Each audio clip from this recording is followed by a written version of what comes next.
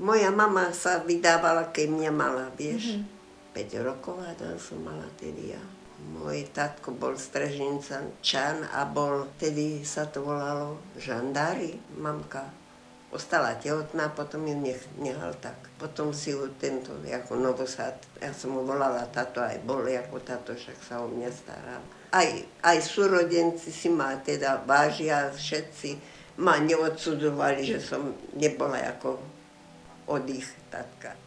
Ja som bola najstaršia, Janko, Lojsko, Anička, Mariška, Olga. 16 bolo, dobre vravím.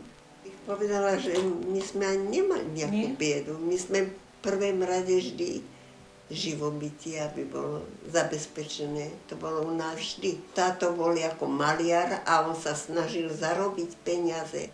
Ja mám zase ešte príhodu s Lojskom. Pajzy sme mali zbožie, to bolo, každý choval nejakú hydinu a boli tam poukladané to zboží jablka. Ja som tam vešla a ten Lojzo tam, a on ma tam zavrel. A potom ani neviem si spomenúť, že kto ma odtiaľ vyslobodil.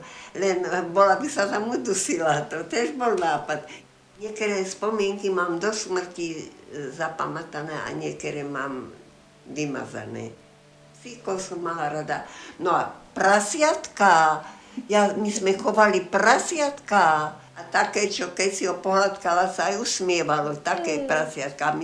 Jej, to vám musím povedať. Do Púchova som niesla chleba a z Púchova brala, lebo sme chodili do Púchova do školy. Spolužiačky vykrikovali na cigánku, krd. A ja som nemohla uchojiť s tým chlebom, lebo som mala ťažké, tak mne dala po papuli tá cigánka, že som ale ja som nenadávala, ale som dostala po papuli. Dreveném tomto koši a potom, že ma chrbtica bolela. No.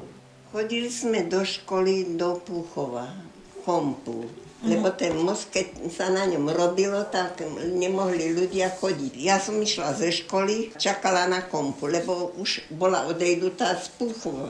A Kompa neprišla. Lebo a ten šofer zle naštartoval a sa utopili a my sme ako zvedavé deti sa boli dívať na to, čo sa tam stalo a to som mala dlho do pamäti ten obraz tých utopení.